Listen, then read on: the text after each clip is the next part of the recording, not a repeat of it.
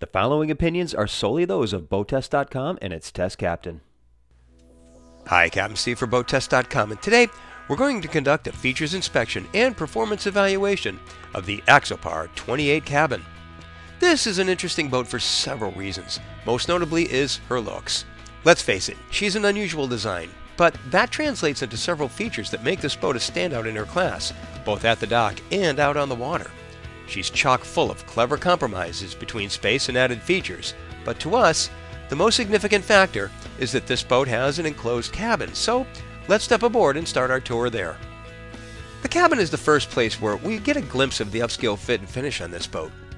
Teak is mixed into the carpeted decking, highlighting that premium attention to detail.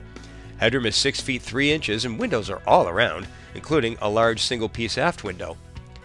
The overhead includes LED lighting mounted to suede panels, and there's a massive manually opening sunroof. The seats are all from Nyrox and upholstered in double-stitch suede with a diamond stitch pattern. The grayscale color tones are part of the roughest trim package that can be seen throughout the boat, and it looks great.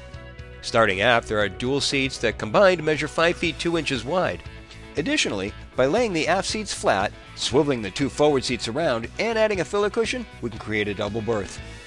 Batteries are under both seat cushions, house to one side, engine start to the other. Battery switches are under the port seat. Grab handles are at the overhead. Ahead, there's a comfortable rail-type footrest, and a side-mount pedestal base will accommodate a table. Storage pockets are just behind the front seats. Now, check this out. Latches to the side of the front seat allow them to tilt forward, exposing a sink to starboard and an electrically chilled cooler to port that is self-draining overboard. As we said, clever compromises between space and added features. This console for the center seat leaves 12 inches of room on each side for access into or out of the rear seats. These forward seats continue the upscale design and upholstery and now include flip-down armrests and flip-up bolsters. Looking at the console, all the way to port is a stereo remote, a storage cubby with connectivity plugs.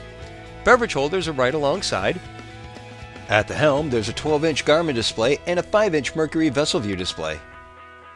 All the electrical switches are spread out just below and are all lighted when activated. The TTS engine controls are to the right. The steering wheel is mounted to a tilt base and wrapped in the same suede upholstery as the rest of the cabin area, even including a suede center insert. To the left is a joystick trim tab control, the most logical we've seen. Below is the bow thruster control. Further left is the VHF and stereo control. Above is a suede wrapped grab rail. The opening doors to both sides provide easy access to the midship cleats for short-handed tie-ups and access to the full length of the boat. The windshield wraps around and back to the doors to both sides. There are 2 mullions to the side that do nothing to hamper visibility. More importantly, the curved sections produce zero distortion. I see nothing but clear visibility. Notice also how the windshield is forward raked to knock down glare. There's also an 8-inch overhang providing additional shading to the helm. Moving to the stern, a convenient grab rail is just under the overhang of the roof. A pair of cushions and a padded bolster translate into aft-facing seating. Underneath the snap-on cushions is storage. The hatch includes a gas support strut and it's finished on both sides. And this can be left open, swapped out for a wet bar, or an aft-facing chaise lounge. Even an aft cabin with sun cushions is available. The aft deck measures 3 feet by 6 feet 8 inches and is self-draining. To both sides, there are self-draining storage compartments, again with hatches finished on both sides and held up with gas struts. As they're insulated, they can also serve as coolers. Under the deck is still more storage, measuring 4 feet 2 inches by 2 feet 3 inches. Not big enough for water skis and boards? How about this section that continues forward for 6 feet 4 inches from the aft side? That'll do. Removable panels at the aft end provide access to the fuel filters and water separators. To the stern are staple rails, and these have integrated angles. We can remove them to open the area up for swimming or maintenance. Being reversible, they can allow for making room in the aft deck or for tilting the engines out of the water. As for the engines, our test boat had a pair of Mercury 4-strokes connected by a tie bar. Checkpoints are easily accessible, and if needed, to handle lifts to remove the cowl. To both sides are 3-foot 1-inch platforms covered in non-skid matting. A retractable boarding ladder is to port. Moving forward, there are grab handles to the cabin side and a rail along the rooftop. The side decks measure in at 14 inches, the bulwarks come up to 24 inches, and the rails top out at 29. The Axopar 28 cabin is NNMA certified. At the front of the walkway to the bow, Axopar installed speakers and beverage holders to both sides. The bow features a social zone that consists of an L-shaped bench seat to port that continues across the bow. The silver tone is part of the premium upgrade package. A table adds to the area's functionality, and dual grab handles are to the starboard side of the table. With the bench being only to one side, we still have access to the foredeck while maintaining seating. A fair and, again, clever compromise. The bow rail started at a height of 5 inches above the bulwarks and increased to 9 inches at the working end of the bow. 9-inch padded bolsters serve as backrests and wrap all the way around the bow.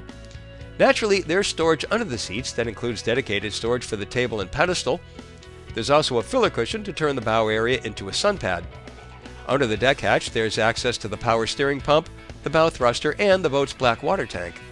Here's a different location for a shore power connection, and of course, a bow cover adds protection to the area. Forward, a hatch opens with a turn and lock latch. It's held open with a gas assist strut, but I'd like to see the hatch finished on the underside to match the fit and finish of the rest of the boat. Inside, there's a side power windlass. The polished stainless steel 7.5 kilogram anchor rides in a recessed stainless roller that extends beyond the stem and allows the hatch to be closed when deployed. Controls for the windlass are right alongside the hatch and to starboard.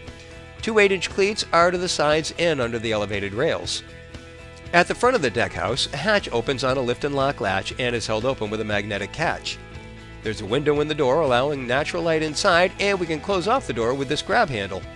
Inside is the head compartment, accessed via 2 14-inch steps. The compartment includes 4 feet 2 inches of overhead clearance and 2 feet 11 inches of sitting headroom, and there's a vent at the top.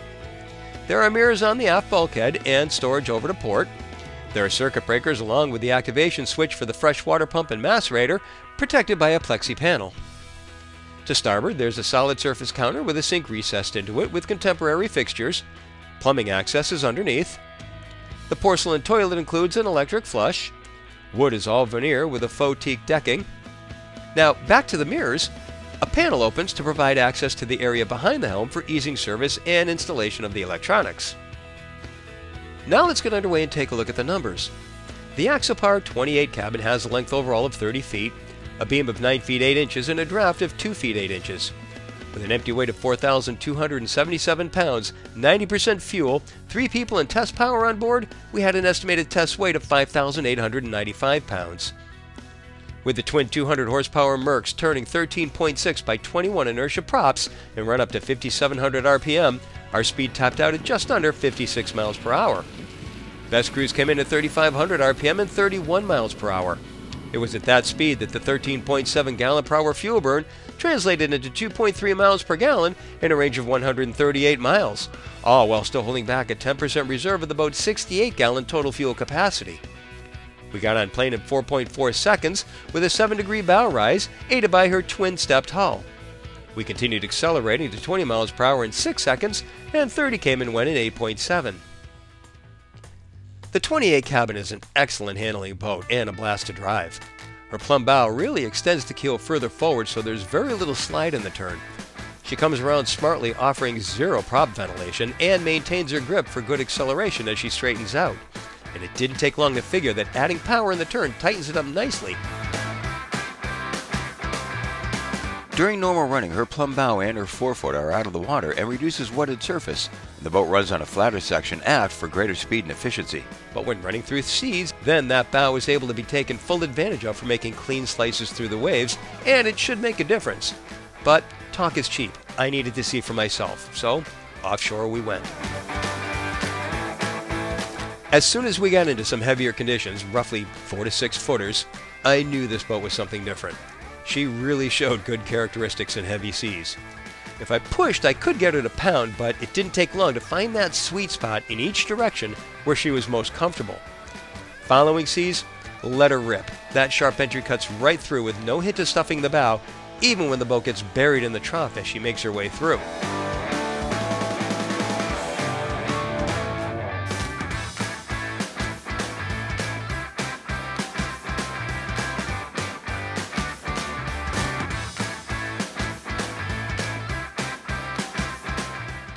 Head seas, she'll explode right through the waves, possibly catch air between the waves, but at the right speed, she'll just skip along and remain fairly flat, letting that bow do its work.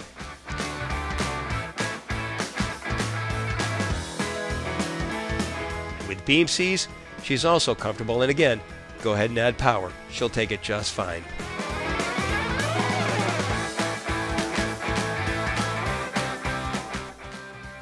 So this boat really was a lesson in not judging a book by its cover. My first take was that she's certainly an unusual design, but once I stepped aboard, I was impressed with her fit and finish. As I started to explore, I was intrigued by the many compromises between available space and added features. Once I got her on the water, her handling had me hooked. This boat has a lot to offer and is sure to hook many more than me in the same way. And that's my full inspection and performance evaluation of the 28 cabin from Axopar. For BoatTEST.com, I'm Captain Steve. We'll see you out on the water.